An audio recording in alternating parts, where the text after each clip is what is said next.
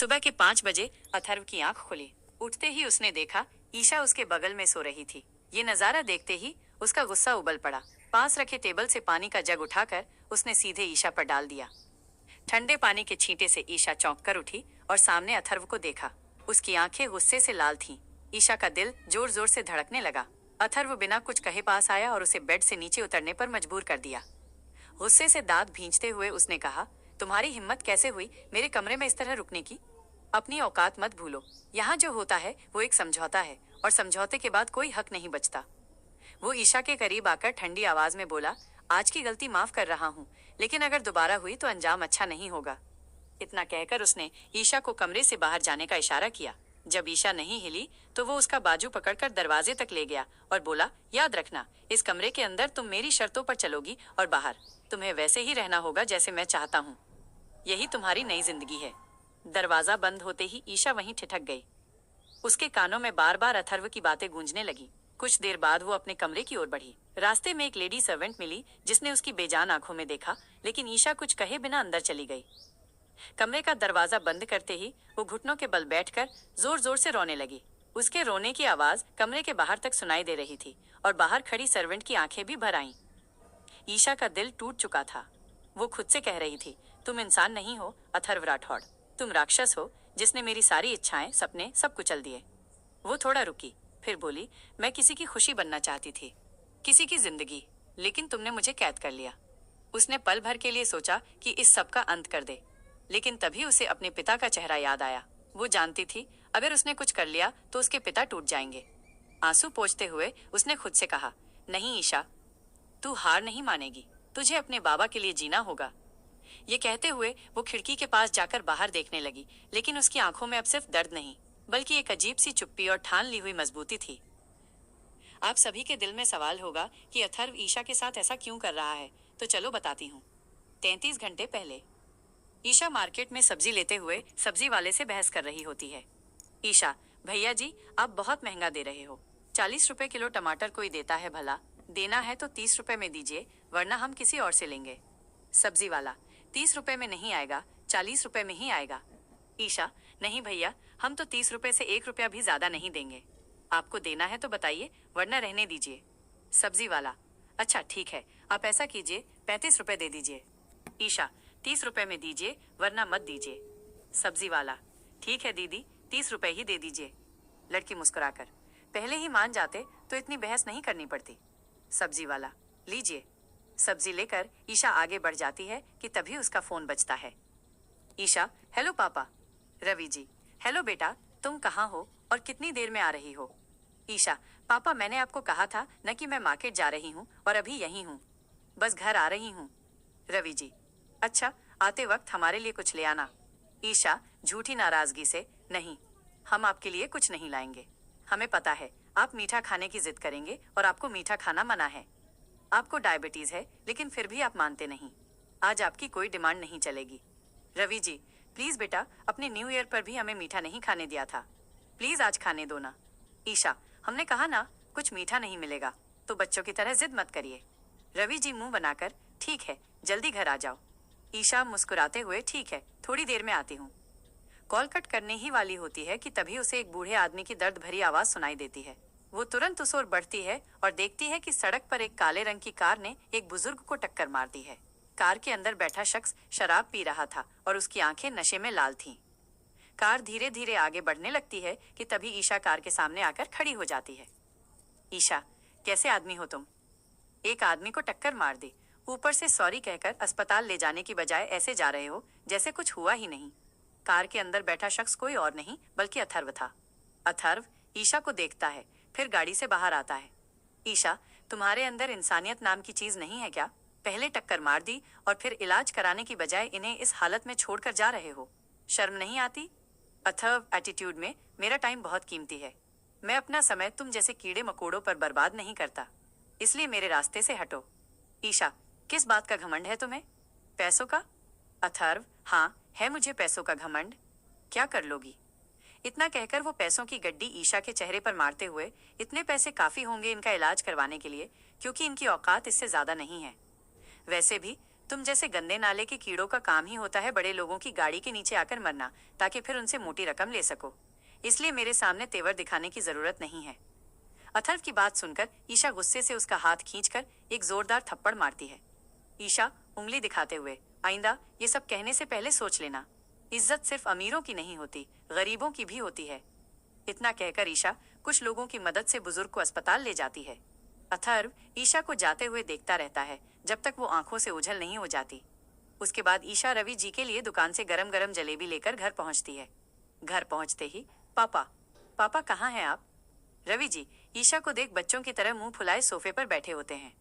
ईशा, क्या हुआ मेरे स्वीट से पापा को? बच्चों की तरह मुंह क्यों फुला रखा है? रवि जी, क्योंकि स्वीट पापा की स्वीट बेटी उनकी बात नहीं मानती। ईशा नाटक करते हुए, ऐसा कब हुआ? स्वीट पापा की स्वीट बेटी तो उनकी सारी बातें मानती है, इसलिए तो वो अपने स्वीट पापा के लिए गरम गरम जलेबी लेकर आई है। रवि जी ईशा को देखने लगते हैं। ईशा, पर लगता है किसी को खानी नहीं है। कोई बात नहीं, मैं ही खा लेती हूँ। रवि जी झट से पैकेट लेकर, नहीं, ये स्वीट जलेबी तो स्वीट पापा की है और वही खाएंगे। ईशा मुंह बनाकर, ये क्या बात हुई? आप तो अकेले अकेले खा रहे हो, मुझे भी चाहिए। रवि जी, पर स्वीट बेटी तो स्वीट पापा के लिए लाई ना। ईशा, तो क्या आप मुझे नहीं देंगे? रवि जी मुस्कुराते हुए, क्यों नहीं देंगे, लो खाओ। दोनों हंसी मजाक करते हुए जलेबी खाते हैं। फिर ईशा खाना बनाने के लिए रसोई में चली जाती है। दूसरी तरफ अथर्व घर पहुंचने के बाद पूरी रात ड्रिंक करता है। सुबह से शाम हो जाती है, पर उसका गुस्सा कम नहीं होता। आखिरकार वो गाड़ी लेकर मेंशन से निकल जाता है। उसके पीछे उसके बॉडीगार्ड भी होते हैं। अथर्व ईशा के घर पहुंचता है, जिसका पता उसने अपनी असिस्टेंट पारस से निकलवाया था। ईशा और रवि जी बातें कर रहे होते हैं कि तभी दरवाजा खुलने की आवाज आती है। दोनों दरवाजे की ओर देखते हैं। वहां अथर्व खड़ा था, गुस्से से लाल आंखों के साथ। ईशा, तुम यहाँ कैसे आए? निकलो मेरे घर से, ये घर तुम्हारा नहीं है कि मुंह उठाए चले आओ। निकलो, अभी के अभी। ईशा की बात का अथर्व पर कोई असर नहीं होता, बल्कि जैसे ही ईशा अथर्व के करीब पहुंचती है, अथर्व उसे पकड़ लेता है। अथर्व के ऐसा करते ही रवि जी आगे बढ़ते हुए कहते हैं, ये तुम क्या कर रहे हो? छोड़ो मेरी बच्ची को। रवि जी को आगे आते देख अथर्व अपने बॉडीगार्ड की ओर एक नजर डालता है। अथर्व के देखते ही बॉडीगार्ड उसके इशारे को समझ जाते हैं और कुछ बॉडीगार्ड आगे बढ़कर रवि जी को पकड़ लेते हैं। अथर्व ईशा से कहता है, मुझसे शादी करो। अथर्व की बात सुनकर ईशा हैरान रह जाती है और गुस्से से कहती है, तुम्हारा दिमाग खराब हो गया है क्या? क्या बकवास कर रहे हो? या कल जो थप्पड़ पड़ा वो सीधा दिमाग पर असर कर गया है? ईशा की बात सुनकर अथर्व का गुस्सा और बढ़ जाता है। वो ईशा के हाथ को उसकी पीठ से लगाकर उस पर झुकते हुए कहता है, मुझे हैवान बनने पर मजबूर मत करो। चुपचाप मुझसे शादी कर लो, वरना अंजाम अच्छा नहीं होगा। ईशा अथर्व को खुद से दूर करते हुए कहती है, क्या कर लोगे तुम? अथर्व शांति से मगर गंभीर लहजे में कहता है, वो तो तुम सोच भी नहीं सकती। रवि जी कहते हैं, छोड़ो मेरी बच्ची को। कौन हो तुम और यहाँ कैसे आए? जाओ यहाँ से। रवि जी की बातें सुनकर अथर्व कहता है, ससुर जी शांत हो जाइए। फिर वो ईशा से कहता है, मैं आखिरी बार पूछ रहा हूँ, शादी करोगी या नहीं? ईशा गुस्से से कहती है, नहीं करूंगी। ईशा की बात पूरी होते ही गोली चलने की आवाज आती है। डर के मारे ईशा चीखते हुए अपने दोनों हाथ कानों पर रख लेती है। कुछ पल बाद जब वो आंखें खोलकर चारों तरफ देखती है तो पाती है कि अथर्व ने रवि जी के पैर में गोली मार दी है। रवि जी दर्द से कराह रहे थे। उन्हें इस हालत में देखकर ईशा की आंखों में आंसू आ जाते हैं और वो उनकी तरफ बढ़ते हुए कहती है, पापा। लेकिन वो उनके पास पहुंच पाती उससे पहले ही अथर्व उसका हाथ पकड़कर अपने करीब खींचता है और कहता है, मैं आखिरी बार कहता हूँ, मुझसे शादी करोगी या नहीं? अथर्व की आंखों में इस वक्त खून सवार था, साथ ही एक पागलपन। ये पागलपन ईशा साफ देख पा रही थी, इसलिए वो आंसू भरी आंखों से अथर्व को देखते हुए कहती है, मैं शादी करूंगी। ईशा की बात सुनकर अथर्व के चेहरे पर एक शैतानी मुस्कान आ जाती है। Present time. काफी देर रोने के बाद ईशा खड़ी होकर बाथरूम में जाती है और थोड़ी देर में नहाकर बाहर आती है। उसके पास पहनने के लिए दूसरे कपड़े नहीं थे, इसलिए वो अपना दुल्हन वाला जोड़ा ही वापस पहन लेती है। ईशा अपने बाल कंघी कर रही होती है कि तभी बाहर से अथर्व की गुस्से भरी आवाज आती है, बीवी, बीवी। अथर्व की आवाज सुनकर ईशा के हाथों से कंघी छूटकर नीचे गिर जाती है। फिर एक बार गुस्से में अथर्व की आवाज आती है, बीवी। ईशा अभी भी अपनी जगह खड़ी थी, तभी एक नौकर उसके पास आकर कहता है, मैडम जल्दी बाहर चलिए, सर आपको बुला रहे हैं। ईशा बिना कुछ बोले नौकर के साथ बाहर आ जाती है। डाइनिंग टेबल पर हेड वाली चेयर पर बैठे अथर्व बार बार बीवी बीवी कहकर उसे बुला रहे थे। ईशा उसके पास जाकर खड़ी हो जाती है। अथर्व चेयर से खड़े होकर गुस्से से कहता है, घर की नौकर हो, नौकरों की तरह रहो। जब सारे नौकर सुबह 6 बजे उठ जाते हैं तो तुम अब तक कहाँ थी? 8 बज चुके हैं, मेरे नाश्ते का टाइम है, पर अभी तक नाश्ता क्यों नहीं बना? क्या तुम्हें नाश्ता बनाने के लिए अलग से इनविटेशन देना पड़ेगा? ईशा डाइनिंग टेबल पर देखती है, जहाँ पहले से ही कई तरह का नाश्ता रखा हुआ था। इसके बाद भी अथर्व उससे नाश्ता बनाने के लिए कह रहा था। ईशा अथर्व को देखती है तो वो कहता है, मुझे क्या देख रही हो? जाओ और मेरे लिए नाश्ता बनाओ। 10 मिनट के अंदर मुझे नाश्ता चाहिए, और अगर 10 मिनट में नाश्ता तैयार नहीं हुआ तो अंजाम बहुत बुरा होगा। ईशा किचन की तरफ बढ़ने लगती है, तभी अथर्व गुस्से से कहता है, रुको। ईशा पलटकर उसकी तरफ देखती है। अथर्व गुस्से में उसके पास आता है और कहता है, अभी तक ये शादी का जोड़ा क्यों पहना है? क्या जताना चाहती हो कि तुम मेरी बीवी हो, इस घर की मालकिन हो? थोड़ा रुककर वो आगे कहता है, नहीं, तुम इस घर की नौकर हो, नौकरों वाले कपड़े पहनो। अथर्व एक लेडी सर्वेंट से कहता है, इसे अपने साथ ले जाओ और नौकरों वाले कपड़े दो। लेडी सर्वेंट उसकी बात सुनकर हाँ में सिर हिलाती है। अथर्व फिर ईशा से कहता है, जल्दी तैयार होकर नाश्ता बनाने आ जाना, क्योंकि जितना वक्त तुम कपड़े बदलने में लगाओगी उतना वक्त तुम्हारे 10 मिनट में से कट जाएगा। और मेरी वार्निंग को फिजूल समझने की गलती मत करना, वरना अंजाम पूरा होगा। ईशा उस लेडी सर्वेंट के साथ वहां से चली जाती है। कुछ समय बाद ईशा एक ब्लू कलर की बॉर्डर वाली साड़ी, जिसमें कि व्हाइट कलर का प्रिंट था, वो पहन कर आती है, जिसमें ईशा बहुत ज्यादा खूबसूरत लग रही थी। एक बार के लिए ईशा को देखकर अथर्व उसे देखता रह जाता है, लेकिन फिर वो अपनी नजरें दूसरी तरफ कर गुस्से से बैठा रहता है। ईशा लेडी सर्वेंट के साथ किचन में जाती है। ईशा किचन में जाकर अथर्व के लिए पोहा और सूजी का उपमा बनाती है। 10 मिनट पूरे होने में सिर्फ 15 सेकंड बचे थे। अथर्व बाहर काउंट करने लगता है। अथर्व को काउंट करता देख ईशा अंदर ही अंदर डर रही थी, लेकिन अथर्व लास्ट वन गिन पाता उससे पहले ही ईशा उपमा और पोहा लेकर डाइनिंग टेबल पर आ जाती है। ईशा को अपने सामने देख अथर्व उसे नफरत भरी नजर से देखता है और फिर कहता है, तुम्हें क्या सिखाया नहीं गया है कि नौकर का काम सिर्फ खाना बनाना नहीं होता है, बल्कि अपने मालिक को सर्व करना भी होता है? तो क्या ये तुम्हें सिखाना पड़ेगा? अथर्व की बात सुन ईशा अथर्व को देखती है और फिर अथर्व को उपमा और पोहा सर्व करती है। अथर्व एक बार अपनी खाने की प्लेट को देखता है और फिर गुस्से से उस प्लेट को जमीन पर फेंक देता है, जिससे ईशा डर जाती है और उसके मुंह से चीख निकल जाती है। अथर्व गुस्से से खड़ा हो ईशा से कहता है, इस तरह का खाना घर के कुत्ते भी नहीं खाते और तुम मेरे लिए ये बनाकर लाई हो। ईशा जो बेचारी खड़े खड़े काम कर रही थी, वो हकलाते हुए कहती है, सॉरी। अथर्व गुस्से से कहता है, तुम्हारे सॉरी का मैं क्या करूं? अथर्व थोड़ा रुककर आगे कहता है, जाओ यहाँ से और मेरे जूते लेकर आओ, और वो भी शीशे की तरह चमकते हुए। अगर मुझे जूते पर जरा सी भी धूल नजर आई तो अच्छा नहीं होगा। ईशा वहां से बिना कुछ कहे अथर्व के जूते लेने के लिए चली जाती है। अथर्व सोफे पर बैठता है और ईशा का इंतजार करने लगता है। कुछ देर बाद ईशा अथर्व के जूते लेकर आती है और लाकर अथर्व के सामने रख देती है। अथर्व एक नजर ईशा को देखता है और फिर ईशा से कहता है, पहनाओ।